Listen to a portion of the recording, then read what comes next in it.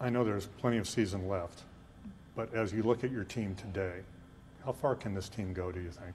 Well, this team can go as far as anybody, without question. I think they believe that, and it's important they believe it, but they've also got to understand the process and all it takes to get to that point where you're at your very best. But I think if we, as coaches and players, if we can get to the point where we're at our very best, we'll be very tough to beat. How would you assess the way that Jalen has played so far this season? I think he's handled everything well.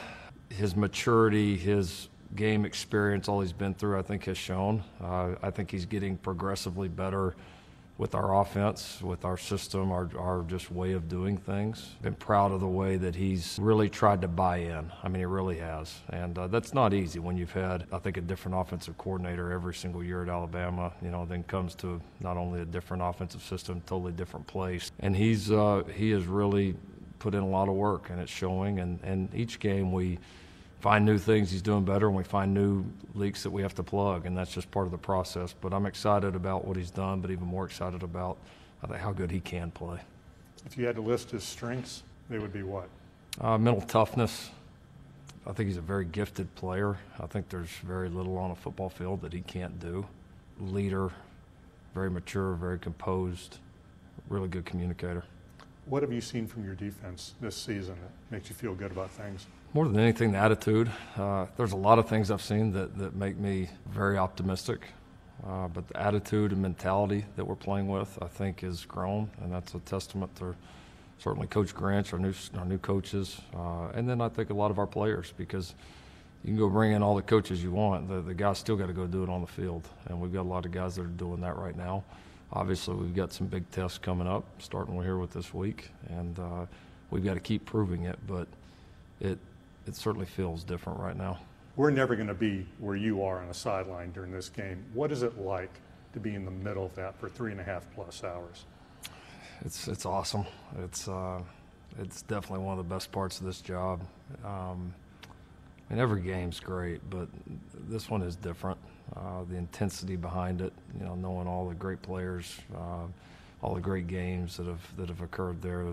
The home games here are unbelievable. We go on the road, and we're everybody's biggest game of the year. The championship games, playoff games, all that stuff. There's still not one like this one. It's very special. You realize that.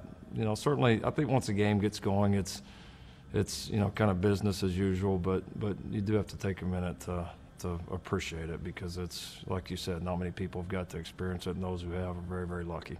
When you hear the phrase quarterback whisperer, what does that mean to you? It means I've had good players. I've had talented guys and that have been fun to work with. I know it's a compliment. I don't take it as a compliment to myself. It's anybody that knows football knows for a quarterback or any position to play extremely well or have some of the success like we have, a lot of people have had to do a lot of great things, and we've had tremendous players around our quarterbacks.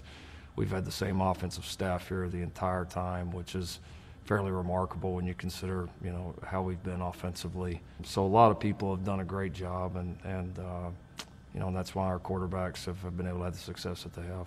It's that time of year where teams occasionally make a change in the NFL, which means it's that time of year where your name gets mentioned again. How do you sort of block out the chatter and the noise when your name gets brought up for these potential jobs in the NFL? Because I know how I feel about the one I have right now, and I know that it has my undivided focus. Right now it's about my job and my family, being the coach at Oklahoma and being a dad and a husband, and I really don't do anything else. And so that's all that matters to me right now. That's my job to keep my focus here, and that's where it's going to stay. What's the difference between the guy who might have sat in this chair in 2017 before you coached your first game here as a head coach and the guy that I'm sitting across from right now?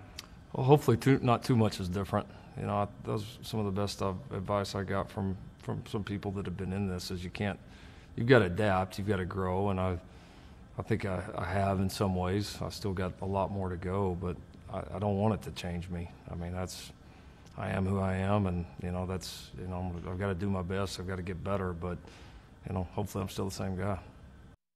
We're so glad you're watching ESPN on YouTube. For more sports and analysis, download the ESPN app. And for live streaming sports and premium content, make sure you subscribe to ESPN Plus. We'll see you there.